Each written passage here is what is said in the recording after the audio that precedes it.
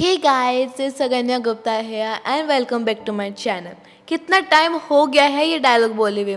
कितने टाइम से डायलॉग नहीं बोला है मैंने। दिल को सुकून मिल रहा है ये डायलॉग बोल के। लगभग 3 साल हो गए हैं कि मैंने ये डायलॉग नहीं बोला है। अब बताओ ये डायलॉग बहुत ज़्यादा बोलती थी। Hey guys hey guys hey guys. अब बताओ मैं क्या करती। मेरे पास और कोई ऑप्शन भी नहीं था। आप सबके दिमाग में ये क्वेश्चन चल रहा होगा कि मैंने इतने टाइम से वीडियोस क्यों नहीं डाला, और इसका आंसर मेरी मम्मा आपको बताने वाली है। यूट्यूब छोड़ना हमारे लिए सांसें रुकने के बराबर थी और सांसें चलते रहे इसके लिए तो हमें कुछ करना तो पड़ेगा ही। मैं आपको स्टार्टिंग से बता रही हूँ। साल 2009 का था और मेरे हस्बैंड ने पार्टनरशिप में बिजनेस स्टार्ट किया था। मेरे हस्बैंड जो है चंद्रहास सर के नाम से, जो आप लोग सब लोग जानते होंगे, और उन्होंने अपने 2 पार्टनर के साथ एसएन की क्लासेस खड़ा किया और वो अच्छा सा चल रहा था, काफ़ी अच्छा चल रहा था, काफ़ी नाम हुआ और हमारे जो एरिया है, जोन जो हमारा है, वो काफ़ी पॉपुलर हुआ कि एक बेस्ट यहाँ पे एजुकेशन मिलती है जहाँ बच्चों पर बहुत अच्छे से फोकस किया जाता है। वो सारी चीज़ें सब अच्छे से चल रही थी। लेकिन एक टाइम ऐसा हुआ कि मेरे हस्बैंड के पास 300 प्लस स्टूडेंट्स थे। 300 प्लस आप समझ सकते हो, तो इनकम उस स्टूडेंट्स के हिसाब से इनकम बिल्कुल नहीं आ पा रही थी। इन्होंने देखा कि ऐसा क्या हो रहा था कि इनकम क्यों नहीं आ रही, क्योंकि मेरे हस्बैंड इतने सीधे से हैं कि वो कभी अकाउंट सेक्शन देखते ही नहीं थे कि क्या है क्या नहीं है। उन्होंने सब कुछ ब्लाइंडली फेथ करते थे अपने पार्टनर पे कि जो कुछ है, मेरे पार्टनर तो मेरे साथ बेईमानी कर ही नहीं सकते, इतने अच्छे हैं। क्योंकि स्टार्टिंग के 2-4 साल तो बहुत ही अच्छे चल रहे थे, कोई भी दिक्कत नहीं थी। लेकिन जब वो दोनों जो पार्टनर थे वो देहरादून के लोकल गढ़वाली थे, दोनों शर्मा थे।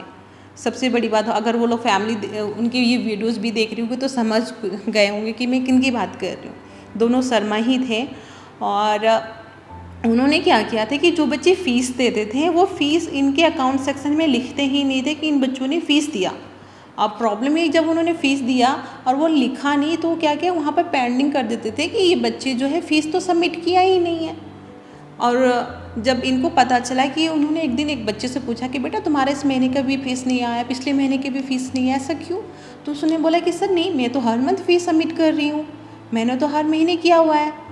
तो जब चीज़ें धीरे धीरे पता चली, उन्होंने पूरा अकाउंट सेक्शन देखा तो पता चला कि बहुत ही बच्चे ऐसे हैं और आज से नहीं, काफ़ी टाइम से, काफ़ी सालों से ये चीज़ें कर रहे हैं कि ये उनका फ़ीस लिखते ही नहीं थे। और ऐसे में जब इन्होंने पूरा अच्छे से चेक करा तो पता चला 30 से 35 लाख का इन्होंने इनको चूना लगाया हुआ है।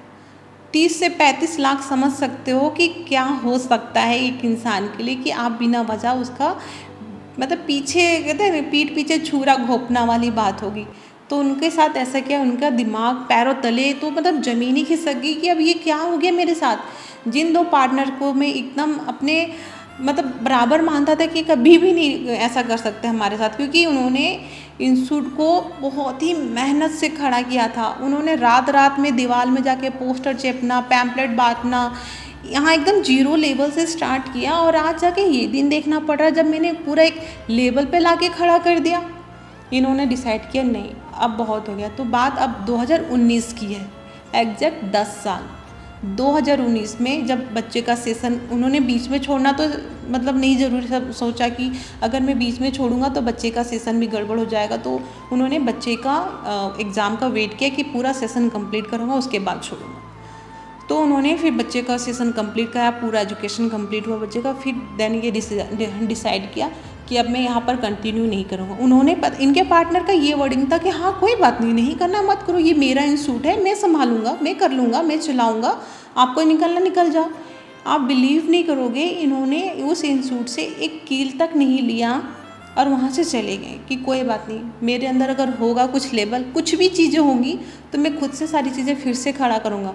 उन्होंने 10 साल की मेहनत सब यूं ही जाया कर दिया, सब कुछ ख़त्म।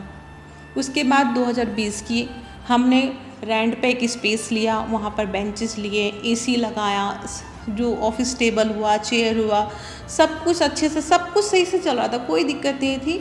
सब कुछ हमने सेशन भी स्टार्ट किया, नया सेशन, और हमारा सेशन भी काफ़ी अच्छा चला, 15 दिन तक चला। उसके बाद गवर्नमेंट की तरफ से ये ऑर्डर आ गया कि लॉकडाउन की वजह से सारे कोचिंग इंस्टीट्यूट और स्कूल सब बंद रहेंगे। जस्ट स्पेस लेने के 15 दिन के बाद हमने सोचा कि चलो कोई नहीं, 1-2 महीने के बाद फिर खुल जाएगा, लेकिन ऐसे करते करते साल भर हो गए, खुला ही नहीं। जो भी हमारी सेविंग्स थी वो भी ख़त्म हो गई, जो भी घर में राशन था वो भी ख़त्म हो गया, हमारे पास खाने के लिए भी चीज़ें नहीं बची। मतलब जो भी एक तो इन्वेस्टमेंट जो इन्होंने किया 10 साल वो तो गया ही गया, जो सेविंग थी वो भी चली गई। हर महीने हमें वो रेंट भी भरना था बिना वजह का, वो भी भरा और कुछ भी नहीं बचा। और ऐसे में हम लोग समझो कि बैंक करप्ट हो गया और ऐसे में हम लोग यूट्यूब कैसे कंटिन्यू करते हैं इस स्थिति में कि हम लोग के पास कुछ खाने के लिए नहीं है। और यूट्यूब हम लोग क्यों कंटिन्यू करते, क्योंकि यूट्यूब जो था उस वक्त मेरे हस्बैंड के भी चैनल पे कोई व्यूज़ नहीं आते थे, 100-150 व्यूज़ आते थे, इनकम कुछ नहीं। अगनिया की चैनल पे भी आपको पता है 1,500, 2,000, 4,000, 5,000 व्यूज़ आते, तो उससे भी कोई इनकम नहीं आता था। तो हम लोग के अंदर हिम्मत ही नहीं हुई कि हम चैनल किसी भी चैनल को कंटिन्यू करें, कुछ भी हिम्मत नहीं हुई कुछ, क्योंकि हमारे पास पहले खाने के लिए तो चीज़ें हो, बाकी तो चीज़ें बाद में हम लोग देखेंगे। और मैं आपको क्या बताऊँ, ये बात मैंने आज तक कैमरे के सामने कभी किसी को नहीं बोली है। ये फर्स्ट टाइम होगा कि मैं अगनिया के चैनल पे आके ये सारी चीज़ें बता रही हूँ आपको, क्योंकि आप लोगों के इतने कमेंट्स आए हर वक्त, कभी मेरे चैनल पे आता था, कभी इसके चैनल पे, कभी मेरे हस्बैंड के चैनल पे कि अगनिया ने क्यों छोड़ दिया, आप बताओ क्या रीज़न था। तो बस रीज़न यही था कि हम लोग बैंक करप्ट हो गए थे, कुछ भी नहीं बचा था। पार्टनर ने चीटिंग करके सारे पैसे ले लिए, जो थोड़े बहुत पैसे हुए वो लॉकडाउन में हमने इन्वेस्ट किया और वो भी चला गया, कुछ भी नहीं बचा। क्या बताऊँ मैं आपको, वो सिचुएशन अभी भी मेरे सामने याद आता हो तो मुझे समझ भी नहीं आता कि मैं लाइफ में इतना पीछे चली गई, इतना सब कुछ मतलब मैंने अपने नसीब में देखा कि इससे ज़्यादा दुख अब नहीं आ सकते। और उसी बीच मुझे मेरे यूट्रस में प्रॉब्लम आ गई थी, मुझे सर्जरी करने की ज़रूरत पड़ी। आपने भी देखा होगा मेरे चांसी ब्लॉग वाले में मैं हॉस्पिटलाइज थी, क्योंकि मुझे सर्जरी अगर नहीं होता तो मुझे कैंसर भी हो जाता। इस वजह से उस लॉकडाउन में मुझे सर्जरी करने की ज़रूरत पड़ी थी, लेकिन उस वक्त भी मेरे पास पैसे नहीं थे। लेकिन उस वक्त ये था कि मैंने इंश्योरेंस ले रखा था, तो उस इंश्योरेंस वाले पैसे से मेरा ट्रीटमेंट हो गया, तो मेरे घर से कुछ पैसे नहीं गए, इस वजह से ट्रीटमेंट हो पाया। लेकिन घर चलाने के लिए पैसे नहीं थे। फिर मेरे हस्बैंड के जो पापा थे उन्होंने 35,000 रुपीज़ दिए कि आप घर चलाओ, जो भी दिक्कत है बताना मुझे, या तो आप गांव आ जाओ। गांव आना तो सॉल्यूशन नहीं था हमारे लिए कि सब कुछ छोड़ छाड़ के हम गांव नहीं आ सकते, 10 साल हमने यहाँ बिताए हैं, कुछ तो खड़ा करना है। फिर उस वक्त मुझे पता चला कि लोग ऑनलाइन भी पढ़ाते, कुछ लोग जूम से पढ़ा रहे हैं, कुछ लोग बहुत सारी चीज़ों से पढ़ा रहे हैं। तो हमने सोचा कि हम लोग भी अपना ऐप बनाते। फिर कुछ जो पैसे बचे राशन लाने के अलावा, तो उस पैसों को हमने इन्वेस्ट किया कि हम लोग ऐप बनाते हैं। हमने क्लास प्लस ऐप के थ्रू ऐप बनाया और उससे हम लोग बच्चों को पढ़ाने लगे, जो लोकल बच्चे थे। कुछ लोकल बच्चों से पढ़ाया, कुछ वहाँ से थोड़ी बहुत इनकम आई। फिर हमने स्टार्ट किया कि नहीं, हमें अब यूट्यूब भी कंटिन्यू करना है इनका, कि कुछ तो ग्रोथ हो। तो हमने कुछ वीडियोस डालते गए। उस बीच मेरी सर्जरी हुई, फिर हम लोग भी छोड़ दिया। फिर हम लोग मेरी सर्जरी होने के बाद मैं पूरा टोटली बेड रेस्ट पे आ गई थी, कुछ भी नहीं कर सकती थी। फिर भी मैंने बोला कोई बात नहीं, आप वीडियोस बनाओ, मैं एडिट करूँगी। मैं लेटी रहती थी और लैपटॉप से वीडियो एडिट करती थी उस वक्त। तो ऐसे में क्या हुआ, एक वीडियो इनका काउंसलिंग का वायरल हो गया, बहुत लाखों व्यूज़ आ गए इसमें। फिर हमने और कंटिन्यू किया तो बहुत ही अच्छा उस वक्त चैनल इनका चल गया। फिर हमने एक हुंकार बैच लॉन्च किया नीट के स्टूडेंट्स के लिए, और वो हमारे लिए कहते हैं मील का पत्थर साबित हुआ। वहाँ पर बहुत सारे बच्चे ने इनरोलमेंट लिया, इतने बच्चे ने लिया कि हमारी जो फाइनेंशियली इशू थी वो सारा सॉल्व हो गया उस हुंकार बैच की वजह से और उस यूट्यूब के वजह से। और मेरा जो स्ट्रगल था कि मैं लेटे वीडियोस एडिट करती थी उस वक्त भी मुझे तो एहसास ही नहीं होता था कि मैं इस तरह से भी वीडियो एडिट कर सकती हूँ। मेरी पूरे पेट में टाँके लगे हैं चारों तरफ, मैं उठ के बैठ भी नहीं सकती हूँ, लेकिन मैं लेटे ऐसे करके बस, क्योंकि एजुकेशन वाले वीडियोस को एडिट करना थोड़ा इजी रहता है, लेकिन थोड़ा लेटे बहुत टफ हो जाता है उस चीज़ को। फिर भी मैंने कंटिन्यू किया, उसको एडिट किया और वहाँ से सारी चीज़ें हमारी लाइफ में चेंज हो गई।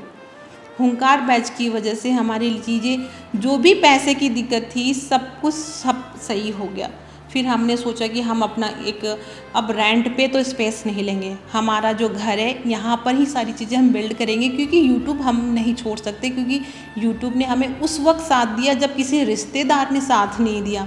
उस दौरान मतलब जब हमारे पास खाने पीने की कुछ भी नहीं थी, तो कोई रिश्तेदार 1 रुपया हेल्प करने के लिए आगे नहीं बढ़े। आप ये सोच सकते हो कि सोचो कि कैसे लोग होते हैं रिलेटिव, बाद में बोलते हैं आप ऐसे कपड़े पहनते हो वैसे, लेकिन जब आपके साथ बुरा समय आता है कोई रिश्तेदार नहीं आते हैं। उस वक्त से तो मैंने सब रिश्तेदार को कहते ना मैंने छोड़ दिया कि कोई भी रिश्तेदार आता कुछ भी नहीं है, जो आपका दिल करता है वो करो। आप मेहनत करोगे ना तो तब सब लोग आपके साथ आएंगे। तो फिर हमने डिसाइड किया कि हम अपने घर पे ही इंस्टीट्यूट को बिल्ड करेंगे। हमने डिज़ाइन किया प्रॉपर कि कैसे हमें अपने इस घर को, क्योंकि पूरा घर का लुक था, मैं उसको तोड़ के पूरा कंस्ट्रक्शन किया। हमने उसको एक अच्छे प्रोफेशनल इंस्टीट्यूट के डिज़ाइन में ले आया। हमने यूट्यूब स्टूडियो बनाया। वो सारा कुछ अभी 2023 मार्च में पूरा हुआ। पूरा हमारा जितना भी फिनिशिंग था सब ख़त्म हुआ। अब हमारा बैच चल रहे, क्लास 11 के, क्लास 12 के, नीट के सब बैचेस बहुत अच्छे चल रहे हैं। और अभी जो टाइम है सितंबर, जो भी थोड़े बहुत फिनिशिंग रह गई थी वो अब तक पूरी ख़त्म होगी। जितने भी टाइल्स लगने थे, लाइटिंग लगनी थी, गेट लगने थे, सीढ़ी की रेलिंग लगनी थी, जो छोटे मोटे काम रह गए थे 5-6 लाख के बहुत, तो वो भी अब फाइनली ख़त्म हो गया। तो अब हमारा जो रिस्पॉन्सिबिलिटीज़ होती है कि अब हम यूट्यूब पे कंटिन्यू रहें, उस यूट्यूब को ना छोड़े जिन्होंने हमें बहुत कुछ दिया। फाइनली अगन्या का भी स्टूडियो बन गया, हम सबका स्टूडियो बन गया। तो आज से हम वीडियो बनाना स्टार्ट कर रहे हैं। मुझे पता है कि अभी मेरा चैनल बहुत बैक जा चुका है, कोई व्यूज़ नहीं आएंगे, लेकिन मम्मा को डैडी का बिज़नेस देखना बहुत इम्पोर्टेंट था, वरना तो मैं ये वीडियो बनाना ही नहीं पाती बिल्कुल भी। और ऐसे मतलब फाइनेंशियल इशू में हम लोग अगर अपना पेट देखते हैं या यूट्यूब देखते हैं तो पहले तो हमारे था कि घर अच्छे से चल जाए, बिजनेस अच्छे से चल जाए, उसके बाद सारी चीज़ें पटरी पे लाइफ में लानी है। बाकी मैं अभी पूरी मेहनत कर रही हूँ और कल आपके लिए आने वाला है एग्ज़ाम रिलेटेड वीडियो, और आप उसे ज़रूर करना। और अभी मुझे पता उतने व्यूज़ नहीं आएंगे, लेकिन इतनी मेहनत तो कर ही लूँगी कि वो सनी देओल की तरह हैंड पम्प तो उखाड़ लूँ। टिल देन बाय बाय, और मेरे चैनल को लाइक करना, सब्सक्राइब करना। मैं आपको मिलती हूँ अपने नेक्स्ट वीडियो में। Till then bye bye.